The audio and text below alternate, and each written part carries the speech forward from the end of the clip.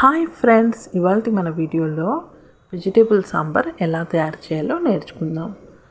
ఇది వైట్ రైస్లో అయినా ఇడ్లీలో అయినా చాలా టేస్టీగా ఉంటుందండి. ఇందులో వెజిటేబుల్స్ అన్నీ వేసినందుకు చాలా హెల్తీ కూడా. ఇది ఎలా తయారు చేయాలో ఈ వీడియోలో నేర్చుకుందాం. వీడియో ఎక్కడ స్కిప్ చేయకుండా చూడండి. ఇప్పుడు ఫస్ట్లో నేనైతే ఒక పెద్ద కప్పుతో 1/2 కప్పు కందిపప్పు తీసుకున్నాను. 4 చిన్న సైజు క్యారెట్లు తీసుకున్నాను. 4 బీన్స్ తీసుకున్నాను. 2 టమోటాలు తీసుకున్నాను. ఇప్పుడు ఒక మీడియం సైజు ఆనియన్ తీసుకున్నాను. ఆ తర్వాత మీడియం సైజు వంకాయ ఒకటి తీసుకున్నాను. ఉల్లగడ్డ మీకు ఇష్టమైతే తీసుకోవచ్చు, లేకపోతే లేదండి. నాకైతే ఆలు వేసుకోవాలంటే ఇష్టం లేదండి. ఆలు వేసుకుంటే గ్యాస్ట్రిక్. చిన్న కొత్తిమీర కొద్దిగా, ఒక రెమ్మ కరివేపాకు తీసుకున్నానండి. ఒక అల్లం ముక్క తీసుకున్నాను చిన్న సైజు.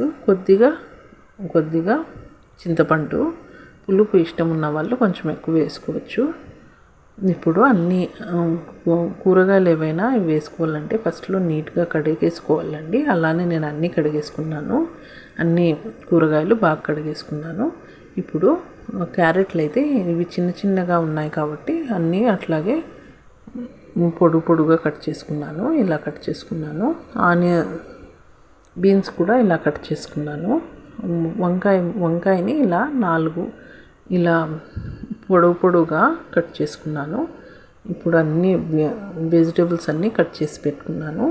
ఇప్పుడు కందిబ్యాళ్ళు కడిగి ఒక కుక్కర్లో వేసేసుకున్నానండి. అందులోకి కట్ చేసుకున్న వెజిటేబుల్స్ అన్నీ ఒకటేసారి వేసేసుకున్నాను. చింతపండు కూడా దీంతో పాటే వేసేసుకున్నాను.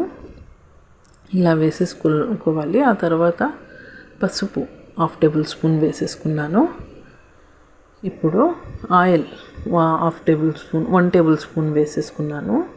ఇప్పుడు పెద్ద గ్లాసులతో 3 గ్లాసులు వాటర్ వేసేసుకున్నానండి. ఎందుకంటే వాటర్ బాగుంటేనే సాంబారు బాగా రుచిగా ఉంటుంది. ఇప్పుడు ఇందులోకి 2 టేబుల్ స్పూన్స్ మిరప్పొడి వేసేసుకున్నాను.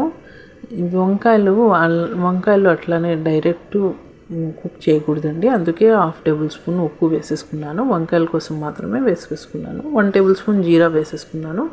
కుక్కర్ తగిలించి 6 విజిల్స్ వచ్చే వరకు పెట్టేసుకున్నానండి. ఎందుకంటే ఈ పప్పు రామాల్సిన అవసరం లేదండి.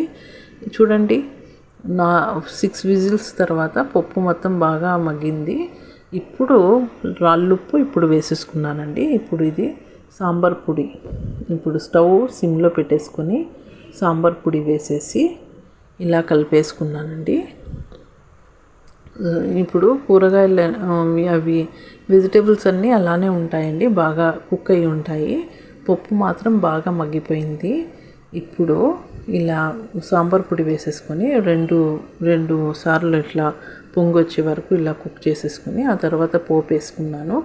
ఆనియన్స్ పొడుగా కట్ చేసుకొని ఇలా ఆయిల్లో వేసి ఎర్రగా కాల్చుకొని జీలకర్ర, ఆవాలు, కరివేపాకు వేసేసుకొని ఎర్రగా అయినప్పుడు ఇలా పోపు వేసుకోవాలి. పప్పునే దాంట్లోకి వేసేసుకోవాలండి.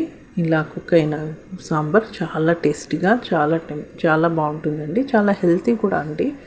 వీడియో నచ్చితే లైక్ చేయండి, సబ్స్క్రైబ్ చేయండి.